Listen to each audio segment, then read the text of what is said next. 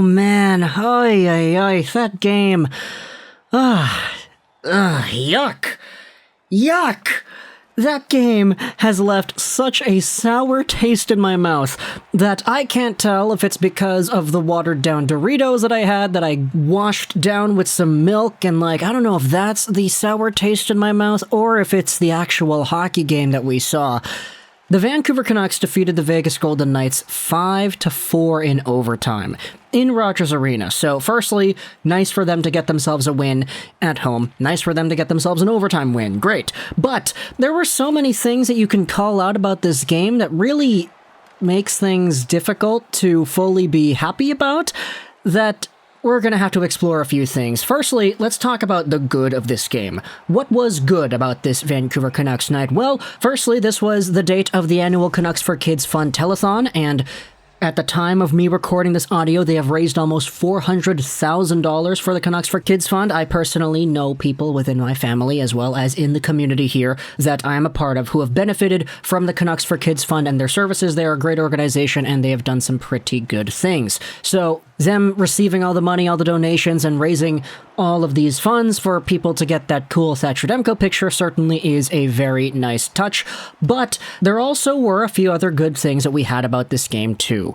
Thatcher Demko was the only Vancouver Canucks player that for the full 61 minutes of play was acceptable. I'm going to go out there and say that even though Demko let in 4 goals on the night, even though Demko had himself a save percentage that was in the 800s once again, he still showed up, and he was part of the reason why the Vancouver Canucks even won this game.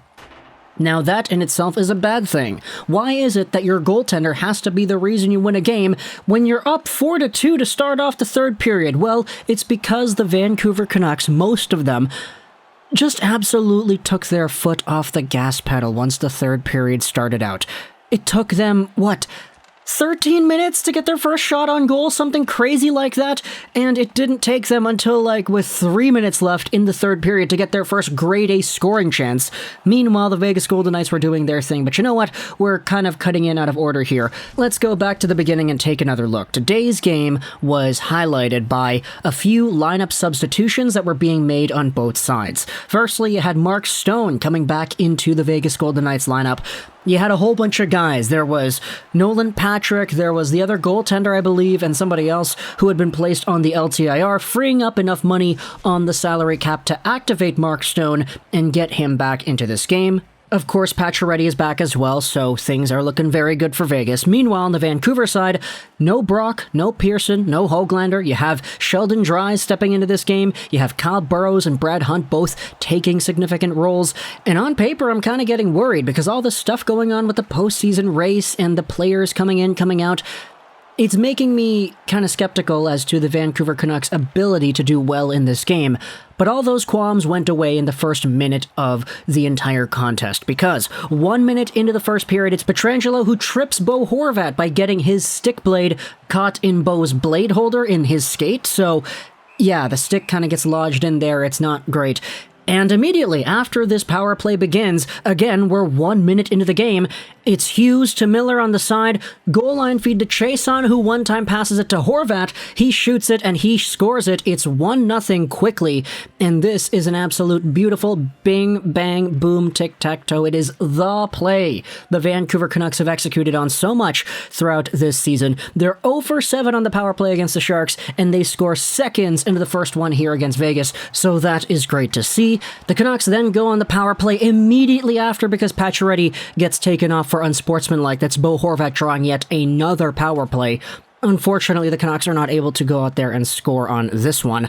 This segment is followed up by Podkolzin making a very beautiful rush. As he forces his way to the front of the net, he dangles it in tight, tries to get a backhander off on the open net, but it's blocked by the Vegas Golden Knights defender that was back-checking.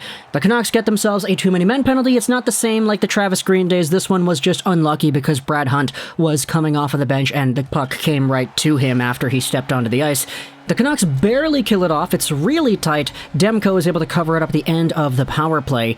And Demko, although he was busy towards the end, he still had some great moments in the first period as well, where he robs Jack Eichel on a clear wraparound cross-crease attempt by Evgeny Dadonov. Eventually, the first period ends off with a Vegas goal, though. It's a long shot from the blue line, and it's Alec Martinez, who is on the side, who tips it up and over Demko. It's a strange shot. It's going to go wide, and Martinez is right there on the side, and it goes off of him and in. It's a very unlucky goal, 1-1. The Canucks get a late power play at the end of the period, though, for Dadonov high sticking. They're not able to do anything with it because it's 26 seconds left in the first, but the second period is where they convert on this power play opportunity. It's Hughes over to Petey. He one-time passes it right on the doorstep to Podkolzin, and he tips it off the post. Second try, he's able to put it in right by Robin Lehner. It's 2-1.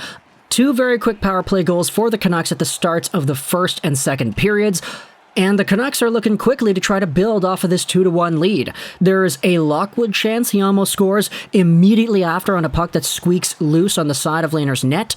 And then we had a Pettersson rush where he came right down on the right side, cut into the middle, shot it the opposite way. Lehner makes the save, but the loose puck gets poked by Bo Horvat, and all of a sudden he's telling the referee, hey, it's in. The puck is in.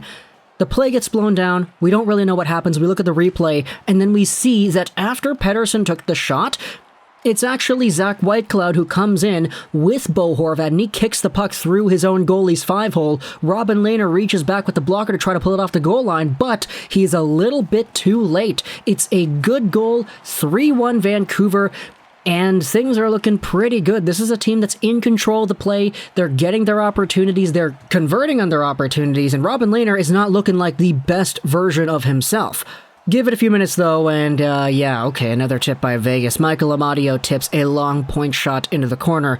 This one was Luke Schenn not tying up the guy in front. You could definitely see the Vegas plan. They know what Thatcher Demko is like. They know the trauma that this dude has pretty much enforced onto them, and so that appears to be their game plan. Long shots with tip-ins. It's worked twice now in this game from Martinez and then Amadio.